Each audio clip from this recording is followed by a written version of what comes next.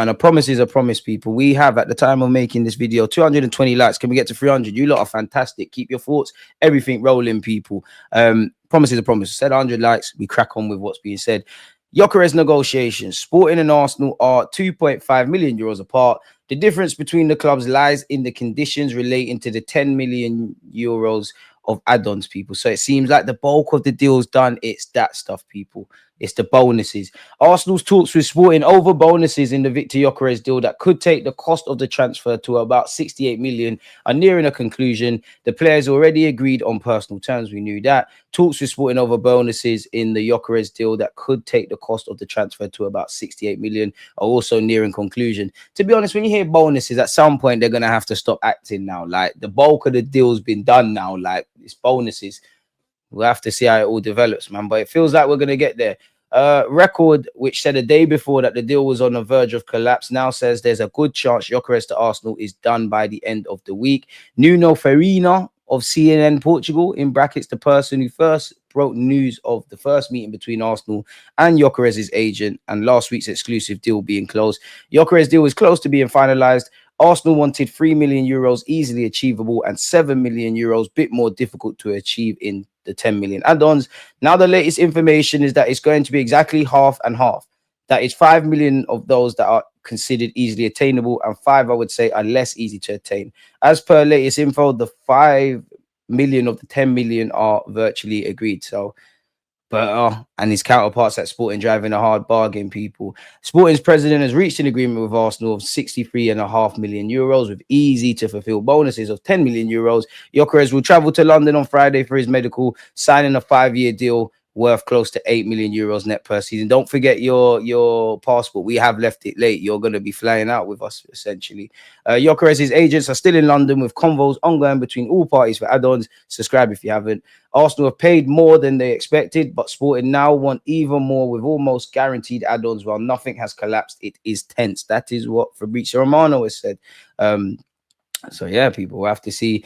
The here we go for Gyökeres is coming very soon. The agents of Gyökeres are in London. They're in constant meetings with Arsenal to get the deal done. So any moment could be here we go. Arsenal waiting for the final approval from Sporting on the structure of the 10 million euro bonuses. They're waiting for the final approval from Sporting on the proposal for how these bonuses will be activated. Arsenal's negotiations with Nwaneri's reps are understood to be in the final stages. A 4-year deal plus an option of extending it by a further year. It's been agreed in principle. Nwaneri will be part of the squad that flies to Singapore on Saturday. Music to our ears. We obviously saw Romano speaking about it. Sammy Meltbell's offered his thoughts. And interestingly, there's been no demands of game time. It's more you want to see how you feature into the project, and this was his priority. So lovely to see you, Miles Lewis-Skelly and Gabriel Magalhaes signing new deals. Saka, Saliba, mate. Let's go, mate. DG went to Sainsbury's to buy his Gyökeres mask so he could do the celebration. I hear it. Bro, grow up, man. We got a lot of jokers here, innit?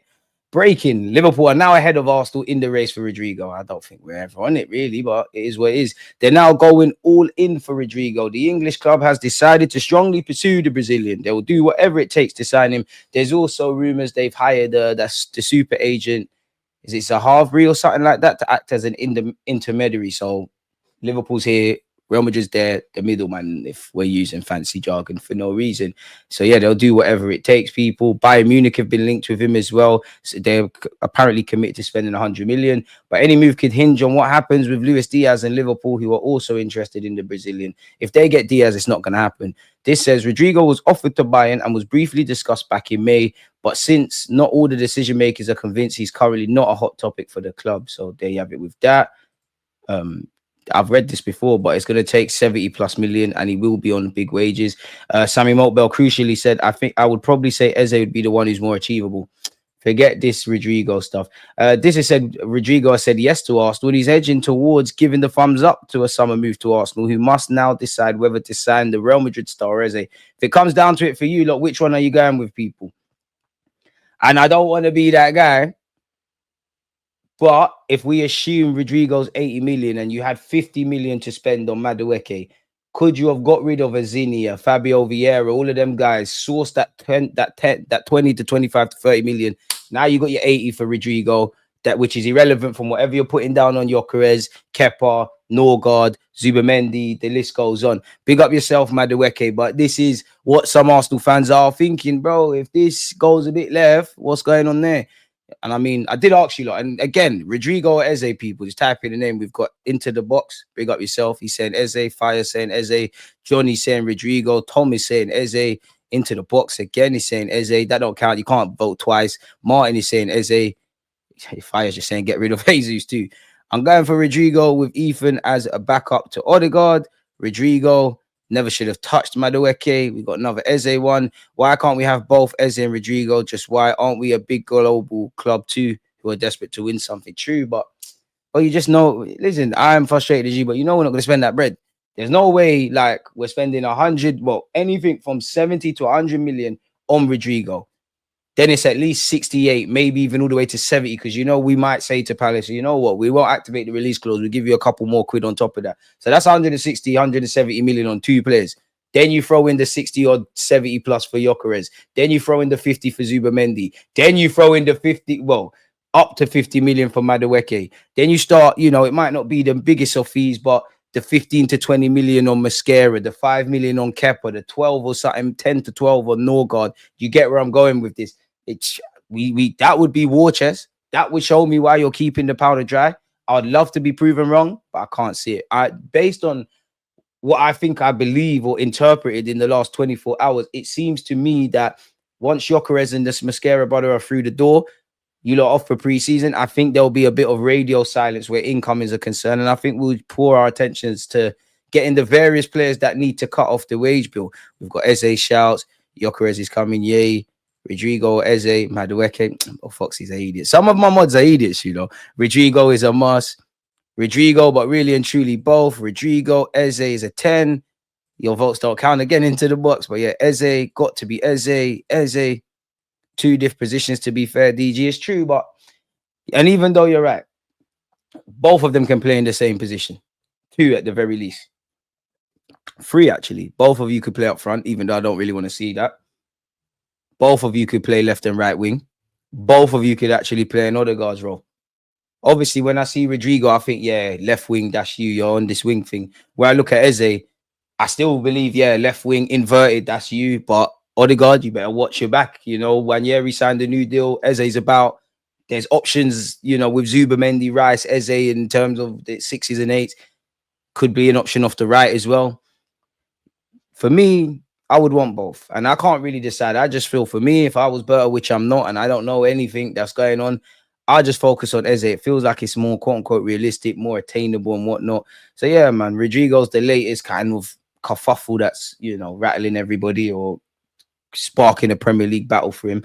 Arsenal and Valencia have exchanged documents for Christian Mascara deal, 15 million euros plus add-ons, total fee under 20 million euros, and a long-term deal, people. So gonna go it twice for some weird reason. So yeah, people, his move to Arsenal's in the final stages as reported there. Fabio Vieira's camp, if it would let me see, are now exploring potential options away from Arsenal, and I've already held talks with several clubs, including sides from Turkey and Germany. Big up the Turkish league, but really, Fabio, surely you should go Spain and Germany. These early discussions remain at an exploratory stage, but there is genuine interest. Premier League sides are also monitoring the situation, with at least one London-based manager believed to be a long-term admirer of Fabio Vieira. I think Fulham, personally, because, you know, Fulham have bought a couple of players from us. Obviously, maybe there's the Portuguese link from Marco Silva there. But it could be them. Who knows? It could be Crystal Palace's Glasner. I don't know. It could be, who is Brentford's new manager? Keith Andrews.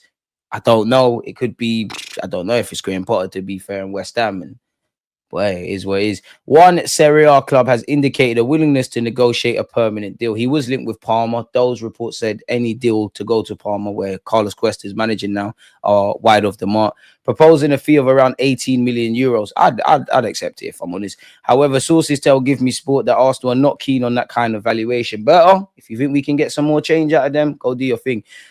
We spoke about Hato. Chelsea, apparently, according to Ben Jacobs, have held talks with Hato. Ajax wants 60 million, but Chelsea are hoping for closer to 40 million.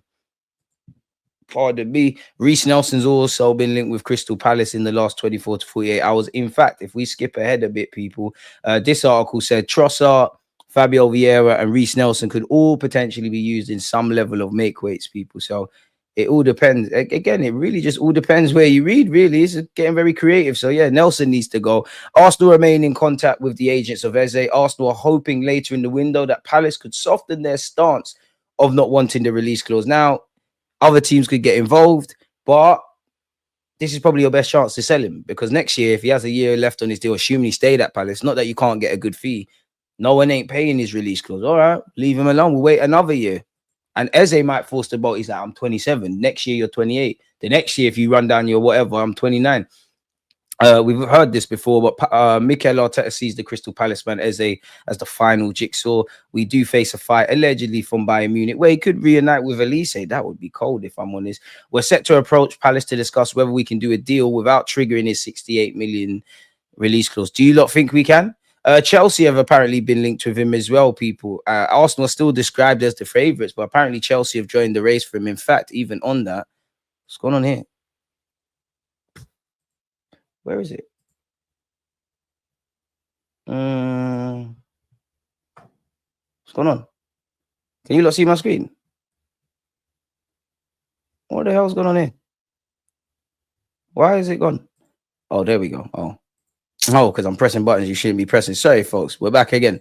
Technical difficulties. But yeah, as I said, apparently, according to, I don't know if this guy is knowledgeable. I suppose he is. I don't know. I'm not condemning or endorsing, but Mr. Simon Phillips has said that Chelsea have entered into new talks with Eze's agent.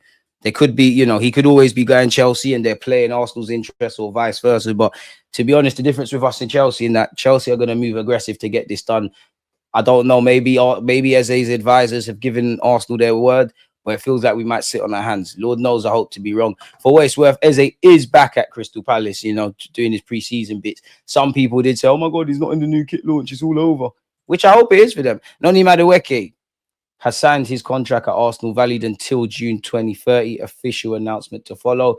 And we all know Leipzig wanted a young centre-back and had 20 million to pay. Plan A was Mascara. They tried him to the end, but he prioritized the Arsenal project. Who knows? We might have left him to you if you just gave us Sesko in the club's mind. Is there anything new? Oh, what's this? We're buying random young G's and that. Okay, we can look at that. And yeah, Callum Hamill, who's been training with Arsenal for a while, we bought from St. Johnson. We did hear, Mertesacker has been given a fee to spend on the kids and whatnot. So we're going to have to watch that one closely. I do expect to see some young players. But what's this? Arsenal make move to beat Liverpool to striker signing. Mind games, especially with the Isaac stuff and the GYOKERES stuff, the titles. A1 clickbait. But yeah, what is specifics? Liverpool have made a move to sign young striker Will Wright from Salford City. Since then, the 17-year-old has hit the headlines after scoring 4 times in 3 games for the club owned by Manchester United legends David Beckham and Gary Neville. Wright has a number of clubs following him, including the likes of Man City and Leicester City. Liverpool were hoping to secure his signature before now, but they have a battle to do so. To be fair, the last player we beat Liverpool to sign is probably Alexis Sanchez. The striker has scored 40 times for Salford City's youth and reserve team sides. He made his FA Cup debut as a 16-year-old against Manchester City. Arsenal have a long-standing in the young Salford star. Dave OCKOP can now exclusively reveal that the Gunners have firmed up their interest in the last 72 hours and are close to agreeing a fee with Salford City. Liverpool look to have been in the driving seat for Will Wright, but Arsenal have stolen a march on the Merseyside club. Arsenal's offer is believed to be a package where Salford could earn over £500,000. It's possible Arsenal could reach an agreement with Salford in the coming days. I mean, not quite. I'm sure he's a good player. You get him for 500k, $500,000. You sell him for a couple more. If he doesn't develop, then great. But you want to see us fight Liverpool, and for the Isaacs and all of them kind of guys and Verts and the rest of it. Should we have a browse here? I mean, big him up. Great stuff, man. And yeah, David Raya is our new number 1, literally. And 1 year he's got the 22. So yeah, we ain't learned anything. Happy birthday to Magnum as well. So yeah, I mean, we know 1 year he signed a new deal. Yeah, there ain't really nothing else, is there, really? So what are you lot saying? Rodrigo, my second. Xavi Simons, my third. Is that